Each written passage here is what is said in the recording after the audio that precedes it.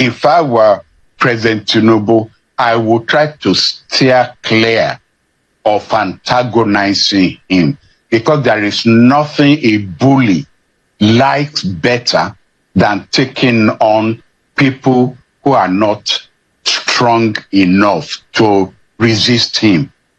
You know, there is that African proverb, if you are not strong enough to take on a bully and you take him on, you are just even going to suffer more for it. It's like because Muhammad Ali slaps me, I would then want to enter the ring to confront him. He will just take off my head. It's as simple as that. So if he gives me one slap, I will move several steps backward to make sure that the next punch from him doesn't land on me. And that's the advice I will give President TINUBU. Try and avoid, having a confrontation with him, even if that means that he does things that annoy or does things that steps on the interests of Nigeria. There are ways in which you could address his own reaction without confrontation. I will not advise, take a lesson from the Chinese. The Chinese have this cultural attitude. They won't take you on frontally. It's a Chinese culture from the time of the ancient emperors. And I once asked a colleague of mine in China, why are you accepting this from the United States? He said, what's the point of confronting the United States? The future belongs to us, the Chinese. It is the Americans who will wear out their energy, their resources by embarking on adventures around the world. Just now wey Trump enter office, he don turn bully to Nigerian government. Wow. So Nigerian government and TINUBU supporters actually know what the word bully is, so they can actually feel bullied.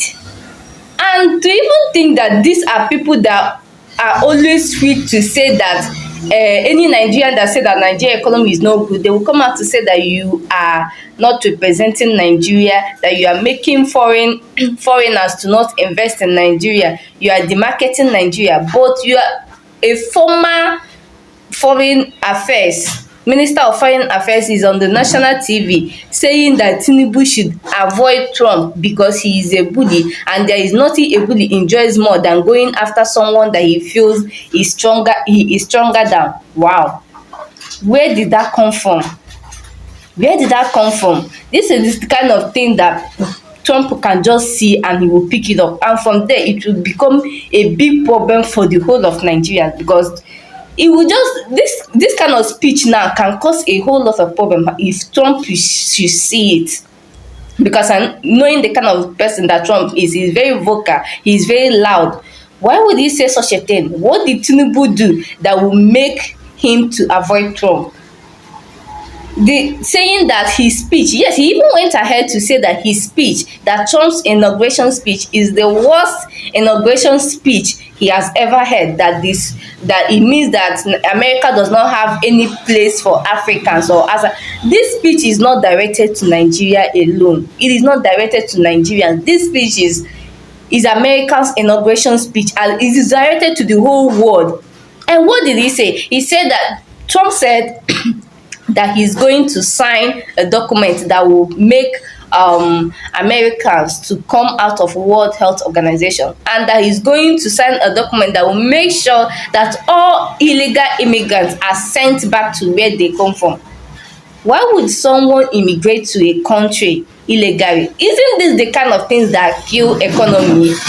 Trump is after for the protection of America, and I know that this is something that is foreign to anybody, to a TINUBU government. Yes, He is after in fact, even what he should be advising to Tinubu is to emulate Trump and to know how to put his country first in any decision he is taking.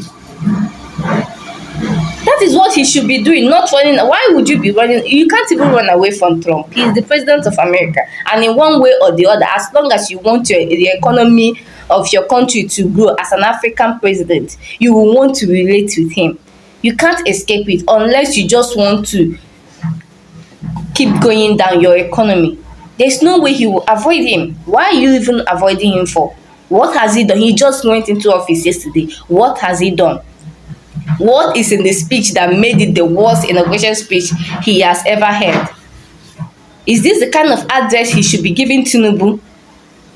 Or don't you know that if this thing now is Trump should take it up, that it will affect the whole of Nigerians? I'm going to allow you to watch the remaining of the video. A former external affairs minister and a very renowned Nigerian political scientist. He's live for us. Prof, good evening, and thank you so much for being on the program tonight. Good evening, Shane. Thank you for having me on your program. Thank you. Prof, in the first and foremost, I'd like to get your view. There's a lot to this guy, this new man at the helm of affairs in the United States. What will be your own summary of his journey, losing election the last time and now returning to power, and what we've seen today? How would you describe President Donald Trump's return to the helm of affairs in America? It's very strange for me that the first presidential inaugural address that I first heard in my life was President John F. Kennedy's inaugural address, which turned out to be the best so far, and which in a way energized me and gave me a vision of what the most powerful man in the world should stand for. And now the worst inaugural address that I will hear in my life is the one I had today. This was not an inaugural address. This was more like a rabble-rousing address to a mob in the United States. There was nothing there for the rest of the world, that something that should give us hope or a vision of the kind of 4 years that we ought to look forward to.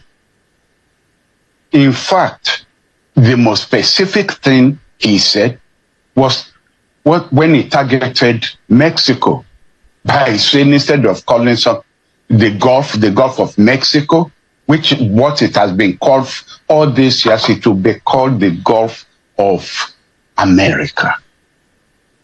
It was more an address threatening different parts of the world rather than an address calling upon the world to be a partner to the United States.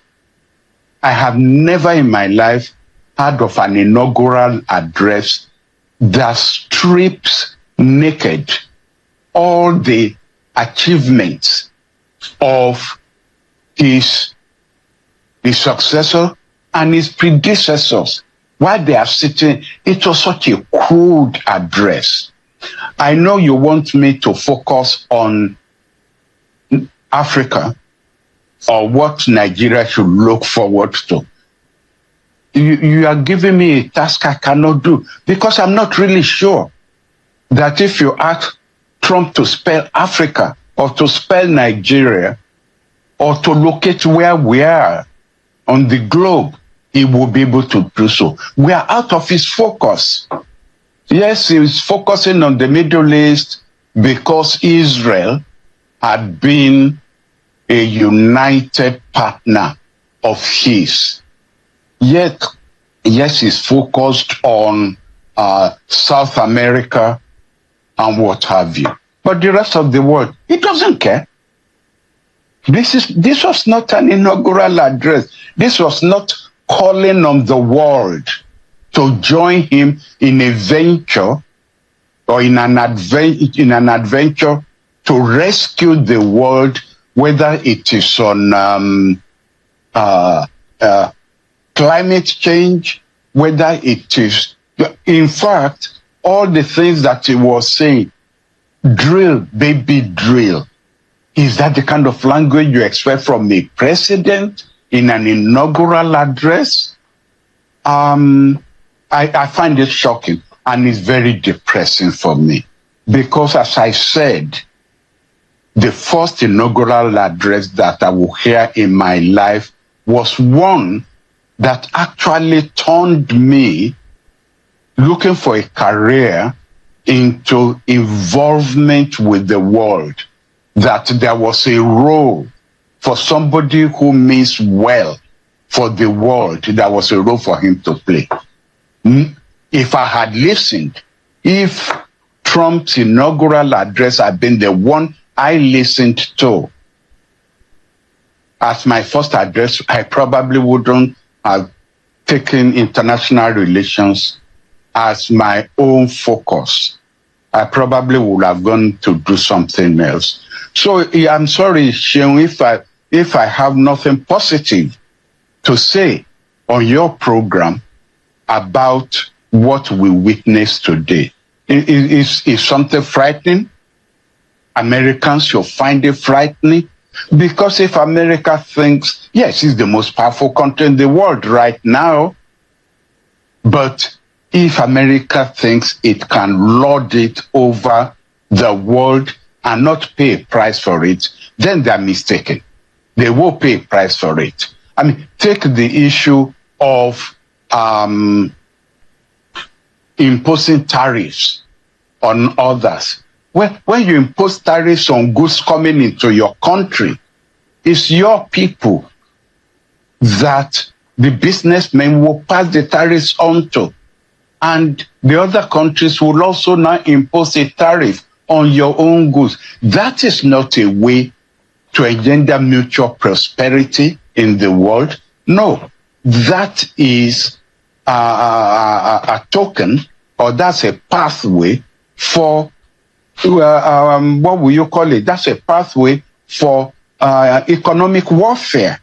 Do you need a warfare at this time when we should all rally around to try and enjoy, to try and promote prosperity?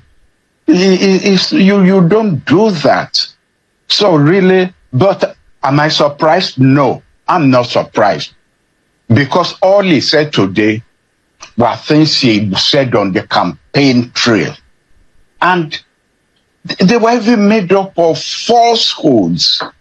So if there's going to be, if you are asking President TINUBU or African presidents to try and fathom a pathway to engage Trump, I will say they've got a heavy duty. So I want to ask, why was TINUBU the chairman of ECOWAS, the president of the giant of Africa, which is Nigeria? Why was he not invited for Trump's inauguration? Why? And now, our former Minister of Foreign Affairs is telling TINUBU to avoid Trump. Why? What did TINUBU do? Why should he avoid Trump? Isn't that the question that everybody should be asking? Why would you have a problem with a man that means well for his country? Person wey get clear conscience will not have any problem with Trump for what he's saying. He has not said that he's coming to wipe the whole of Africa or the whole of Nigeria. He's not bridging it. He has not, for the meantime, he has not like bridged any gap between him and other African countries. Besides, so many Africans were invited for this inauguration. So I don't know why the former Minister of Affairs will be instigating this thing that he's instigating right now, because I do not see any reason. If TINUBU's conscience and mind is clear, I don't see any reason why he will be avoiding Trump. Actually, he will even be trying to, be friends or be just normal with him, to know if there's any way his administration will favor Africa and Nigeria in particular. So avoiding Trump it is not even possible, because Trump is someone that whether you avoid him or not, as long as you are not doing something, as long as you are not being a good president, he is going to call you out. That is one thing about Trump. So whether you hide, or you advise Tinubu to hide from him or not to ever talk to him again, is not even possible. As the president of Nigeria, and as long as he's still the president of America, which is the world power, there is no way you are going to just do what is best for you, and also abide by his rules and regulations. That's the best thing that you advise Tinubu to do. But as for from Trump, he cannot run from him. Trump is a very loud and vocal president. We are here expecting to know what will happen next between Tinubu, his relationship with Trump. But for now, I need your opinion in the comment section. If you listen to Trump's inauguration speech, please tell me what you feel.